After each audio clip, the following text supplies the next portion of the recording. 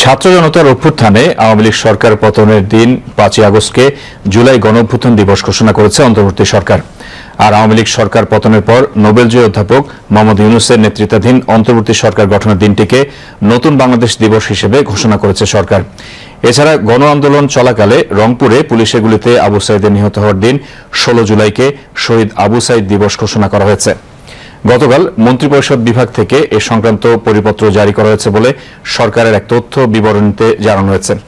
তথ্য বিবরণীতে বলা হয়েছে, প্রতি বছর যথাযথভাবে এই 3 দিবস প্রতিপালন করতে সংশ্লিষ্ট সব মন্ত্রণালয়, বিভাগ ও সংস্থাকে অনুরোধ করা হয়েছে। 5ই আগস্ট জুলাই গণ অভ্যুত্থান দিবস ক শ্রেণীভুক্ত এবং অপর দুটি দিবস খ শ্রেণীভুক্ত করা হয়েছে বলে তথ্য বিবরণীতে জানানো হয়েছে।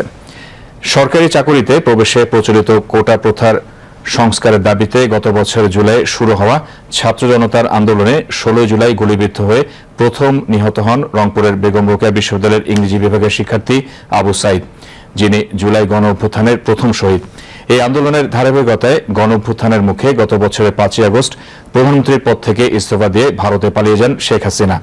পরবর্তী সময়ে 8ই আগস্ট নোবেলজয়ী অর্থনীতিবিদ অধ্যাপক মোহাম্মদ ইউনূসের নেতৃত্বে অন্তর্বর্তী সরকার গঠিত হয়।